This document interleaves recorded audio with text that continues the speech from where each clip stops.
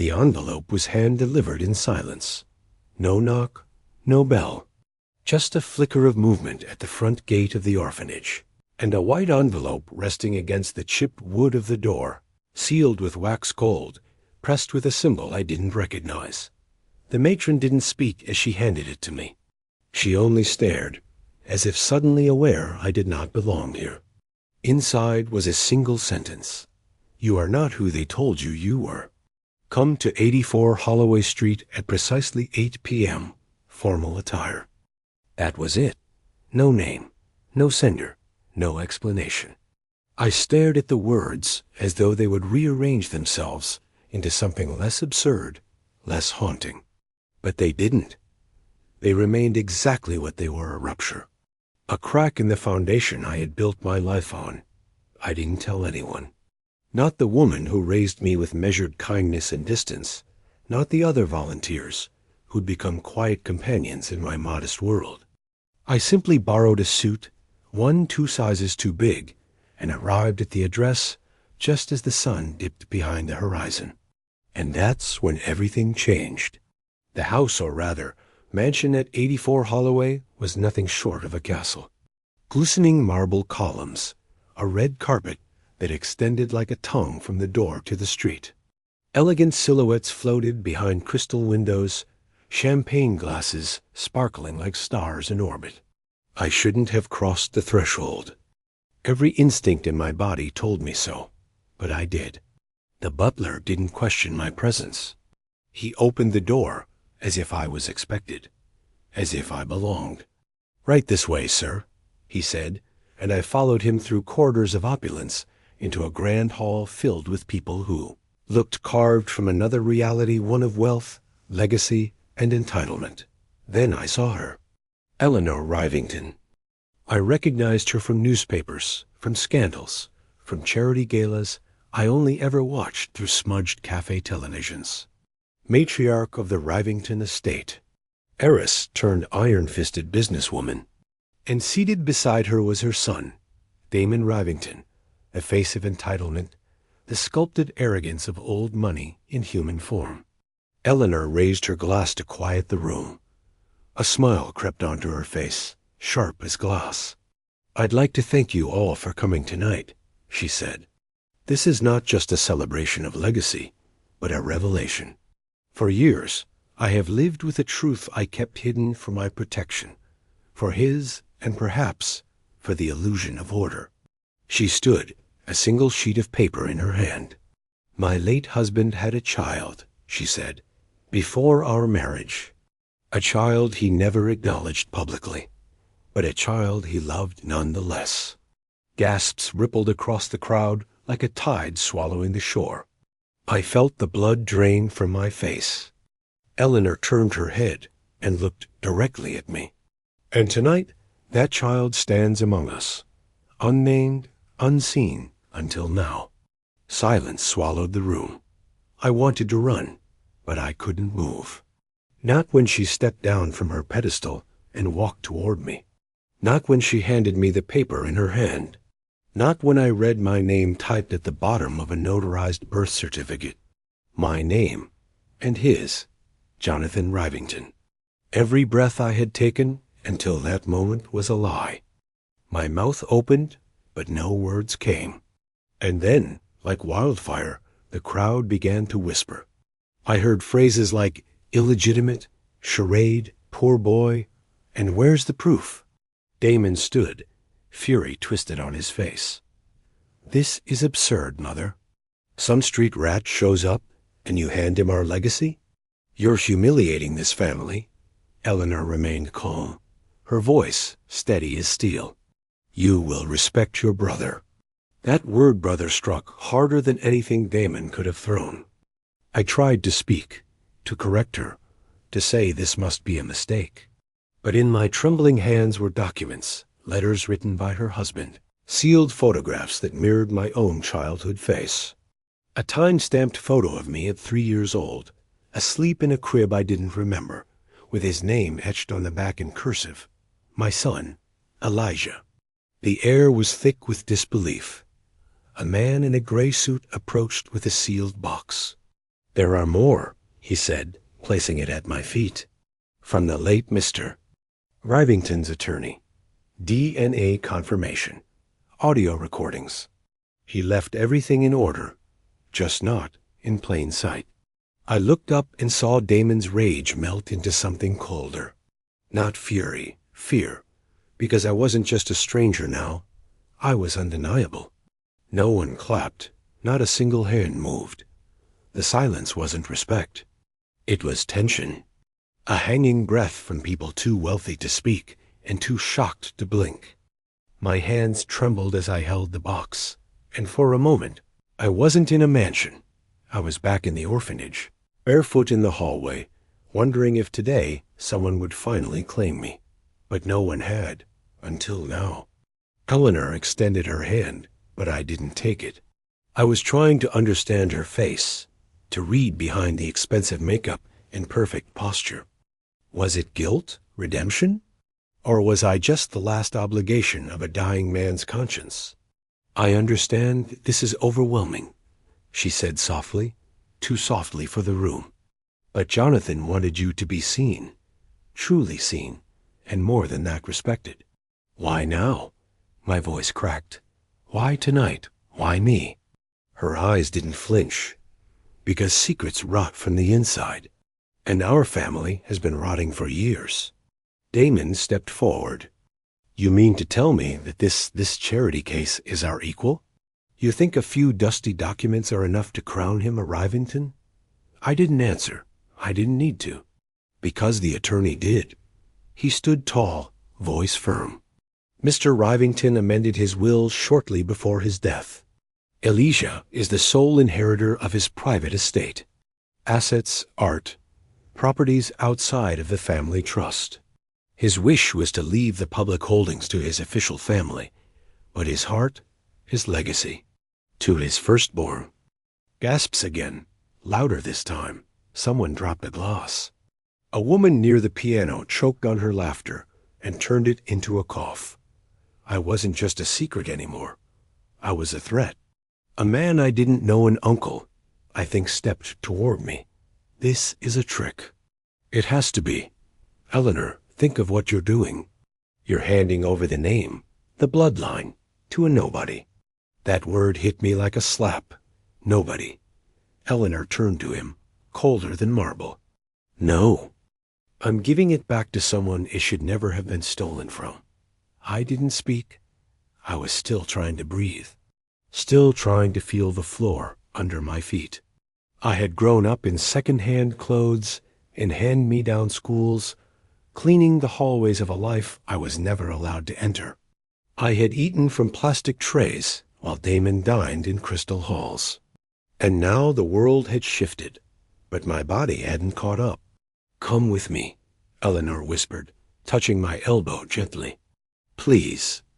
We left the room, under eyes sharp as knives, and walked down a long corridor lined with portraits. Rivingtons in oil and gold frames. Men who stared down from centuries of inheritance. I didn't belong among them, but my face somehow did. We stopped at a small sitting room. Quiet, intimate. There, on a table, lay letters. Dozens. All addressed to me. My name. My birth name. Elijah. Your father wrote them over the years, she said. I begged him not to send them. I told him it would only reopen wounds. But he never stopped writing. I picked one at random. The paper was yellowing. The handwriting careful, unsure. I opened it. Elijah, I don't know if you'll ever read this. But if you do, I want you to know I've watched from afar. You have his eyes, my father's eyes. And you smile like my mother did. I see you when no one else does. I see you, and I'm sorry for everything. I couldn't finish it. The words blurred through tears I didn't feel coming. I didn't know he cared, I whispered. Eleanor sat down slowly. He did, but caring isn't always enough, is it? He was afraid. Afraid of scandal. Of my reaction. Of yours. But he wanted to make it right. He just waited too long. I didn't hate her. I wanted to, but all I saw in her was a reflection of my own silences. The times I had waited too long to say what mattered. The years I swallowed my name and replaced it with someone else's comfort. He never held me, I said, not out of accusation, just truth. He never came. No, she said. But he built your college fund, quietly, through charities. You never saw his name, but he watched every application, every exam you passed. I knew about the rejection letters and the acceptance. He cried when you got into medical school. I shook my head. I didn't go. I couldn't afford to finish. I dropped out. Her voice broke. He didn't know. He died thinking you were in your second year. He had plans to reach out, to bring you in. It was too much, too late, and still, part of me wanted to forgive him. I don't want the money, I said finally, or the name. But you deserve the truth, she answered, and a place at the table. I looked at the letters again. So many years of unspoken words. My entire life had been lived behind a door no one bothered to open. And now, standing in the center of everything I wasn't meant to inherit, I realized something. I had already survived without them. I didn't need a legacy to become someone. But maybe, just maybe, I needed the truth to stop disappearing. Eleanor stood and placed a small silver key in my hand. To his study, she said. It hasn't been touched. He left it for you? I looked at her, finally meeting her gaze with steadiness.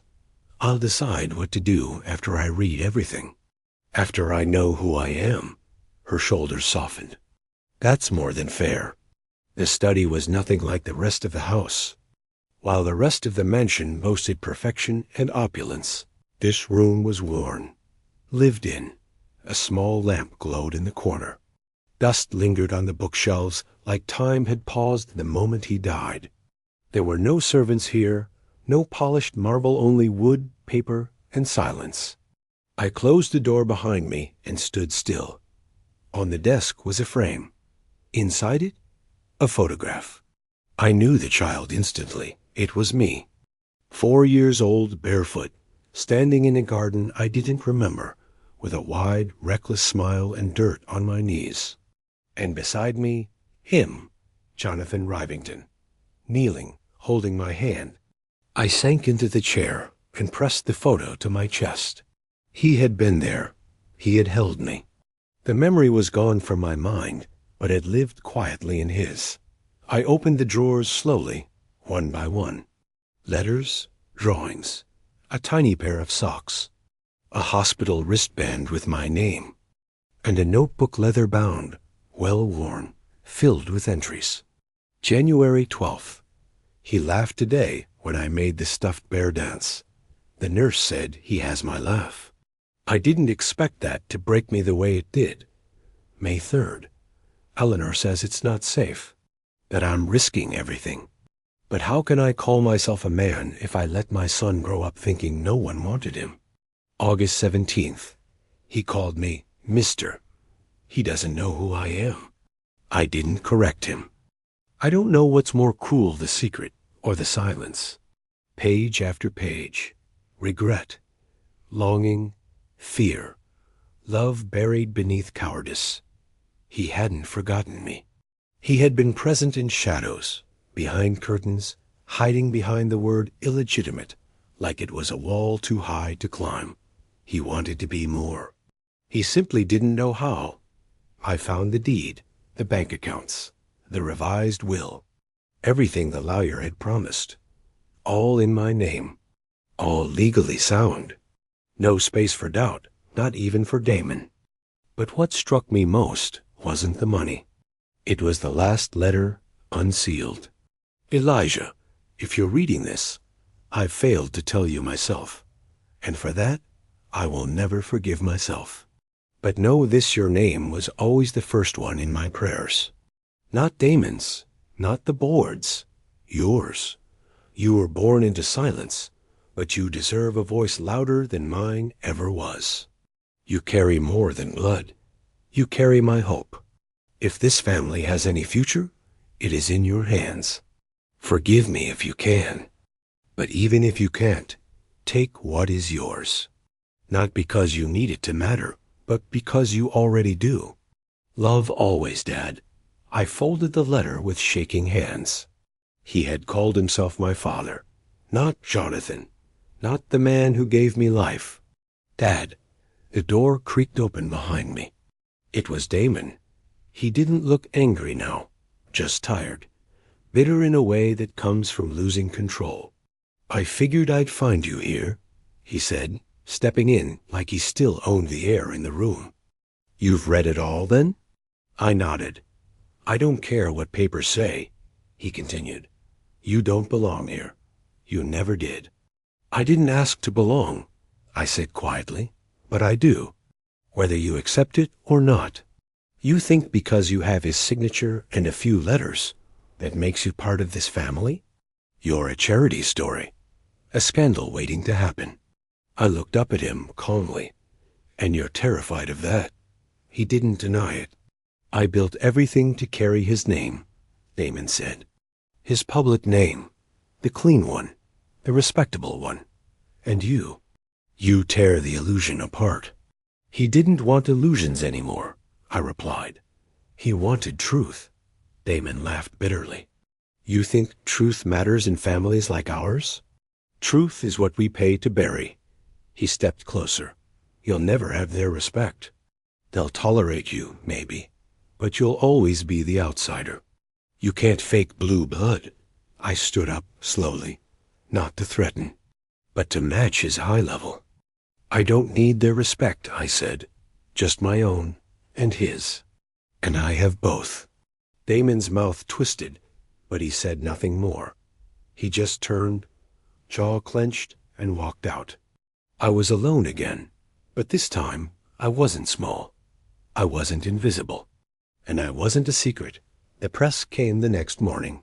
It wasn't me who told them. It was the board. Damon had moved fast, trying to control the narrative before I could. Illegitimate heir discovered after Tycoon's death. A forgotten son. A fortune divided. They wanted headlines. But I gave them something else. I held a press conference, not at the mansion, but at the orphanage where I was raised. No marble, no luxury. Just the quiet, worn steps where I used to sit and read borrowed books. I read from the letter. I showed the documents. And then I looked into the cameras and said, I didn't grow up with wealth, but I did grow up with dignity. I was taught to work hard, to listen, and to speak only when I had something real to say. I have something real to say now. My father made a mistake. He tried to fix it in the only way he could. And while I'll never have the years he owed me, I will carry forward what he gave in the end truth, and the right to take up space in my own name. I didn't cry, but others did. Especially when I handed over half of the inheritance to a trust for children like me, those born without names the world respects. That was the real legacy, not the money, but the transformation of silence into voice. The weeks that followed were slow, but something began to shift. Not in the family, they still kept their distance, sending cold smiles and forced greetings at obligatory events. Not in Damon, either. His pride remained wounded, his fury thinly veiled behind formal silence. But something shifted in me. For the first time, I wasn't carrying the weight of being invisible. I walked the halls of a world I was never meant to enter, not with arrogance, not with revenge, but with presence. I accepted the invitations I once would have ignored. Charity boards, university partnerships, restoration projects. Not to polish an image, but to rebuild a part of the story that had always been hidden. The part where people like me weren't footnotes, but architects. And slowly, some saw it. They didn't always say it aloud, but they watched the way I listened more than I spoke. The way I chose humility when I could have claimed vengeance. The way I didn't become the stereotype they'd whispered about in corners the night Eleanor announced my name. They expected scandal. I gave them stillness, They expected anger. I offered clarity. One evening, as I left a small lecture I'd sponsored at a public school about access and equity, I found Eleanor waiting outside. No chauffeur, just her and the night air. "I've been reading the papers," she said. "You've handled it better than I would have." I didn't know there was a right way to handle being a secret. She nodded. Her eyes looked tired, softer. "There isn't, but you've made it dignified." A long silence passed between us. She reached into her coat and pulled out something wrapped in linen. "It belonged to him," she said. "He wanted you to have it. But I couldn't give it to you the night of the gala." I wasn't ready. I unwrapped the linen carefully. Inside was a small pocket watch, silver, engraved with initials. On the back, barely legible, was a tiny etching. "To Heir, the time we lost is not gone. It's just hidden. Find it." I swallowed hard. I didn't know he kept this. "He carried it every day," Eleanor said. "It stopped ticking the morning he died." I stared at the hands. Frozen at 6:42. I wondered if it meant something, or if time had simply chosen a moment to hold its breath. "I want to ask you something," Eleanor said. "And you're free to say no." I looked up. "Would you come to the family estate this weekend?" she asked. "Not the public one, the one upstate.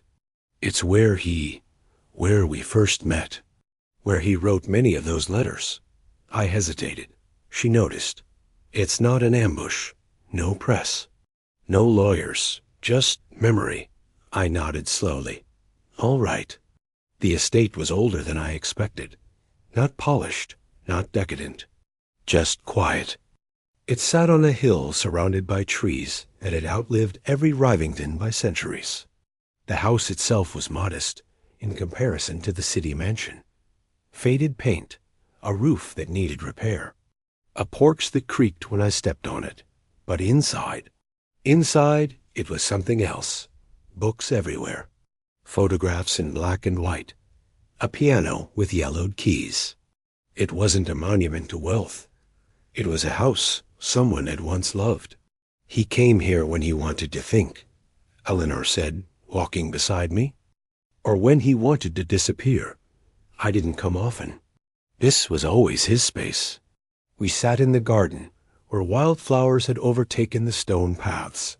There was no gardener now, just nature reclaiming its place. "He brought you here once," she said, looking at the overgrown bench. "You were two. You fell asleep on his chest. I watched from the kitchen window." "You watched?" "I was afraid," she said. "Afraid that if I joined you, I'd feel something too deep to unfeel." And I did. She closed her eyes. "I hated myself for not being your mother, and I hated myself more for envying the woman who was. But I saw him with you, and I saw him change. Not enough, but something. I don't remember it," I said, "but part of me feels like I do." We sat in silence for a while. She handed me another envelope, smaller this time.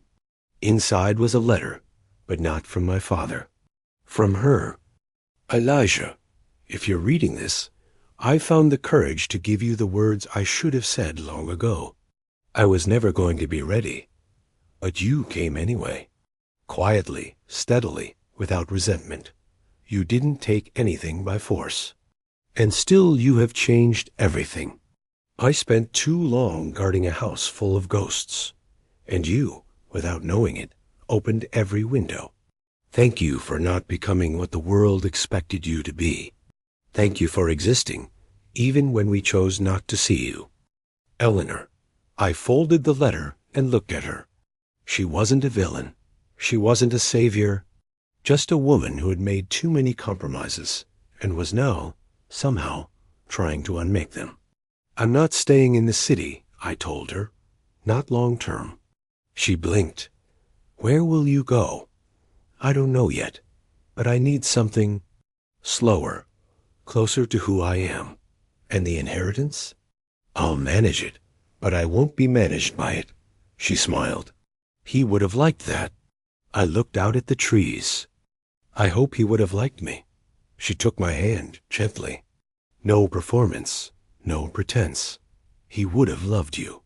The train station was nearly empty that morning.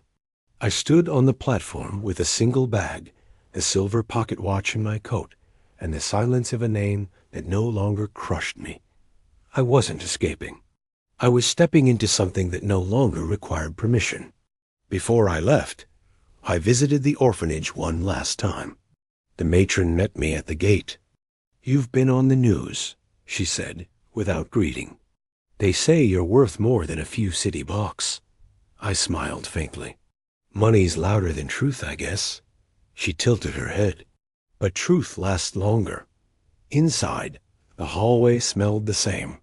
Floor wax, old books, dust and tea. A place full of endings that were never allowed to become beginnings. I walked down the corridor to the room where I had spent most of my evenings growing up. It was empty now, no beds, no folded sheets, no scribbled drawings on the walls. Just one chair, and a window cracked open to the wind. I sat down, holding one of the letters my father had written, the one he titled, "When I Am Gone."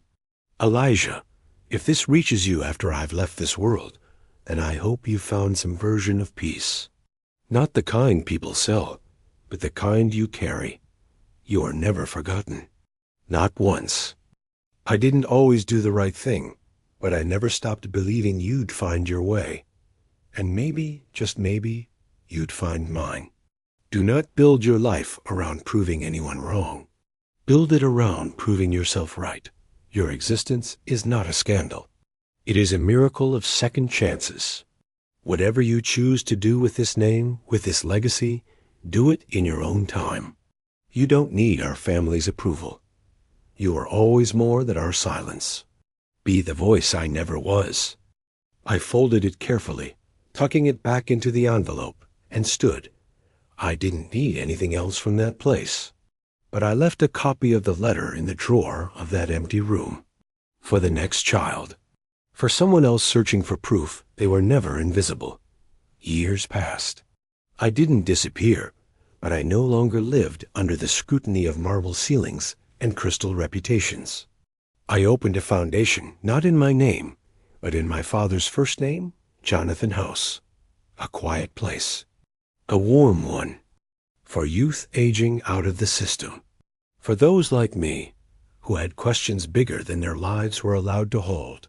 I didn't parade it, didn't attend ribbon cuttings or host galas. I visited once a month, talked to them, helped them write their first resumes, listened to stories that sounded too much like mine. I never needed to be the Rivington Heir.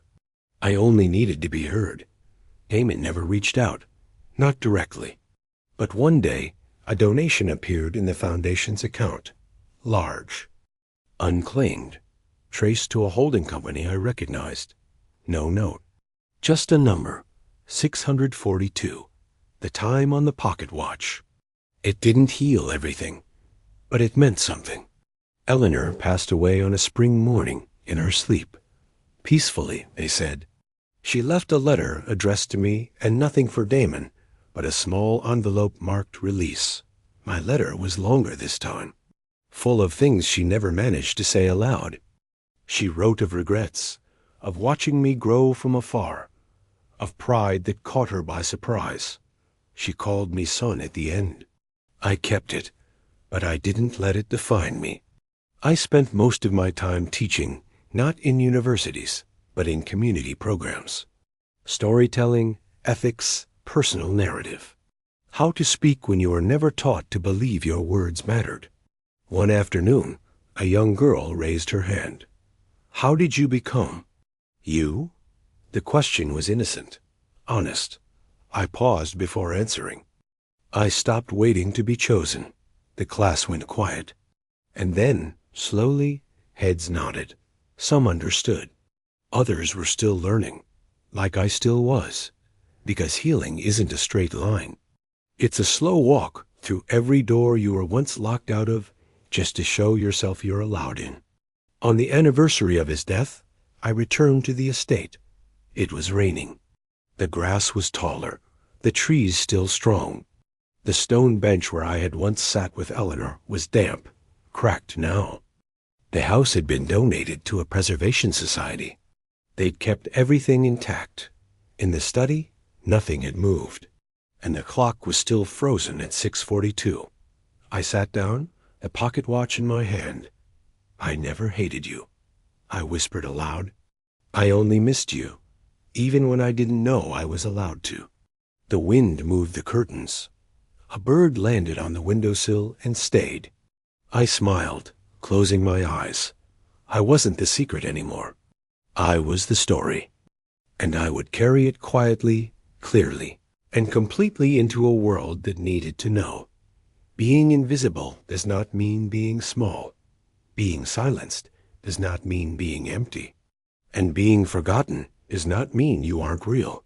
I stood, turned off the lamp, and left the study behind. Time hadn't restarted, but I had. And that was enough.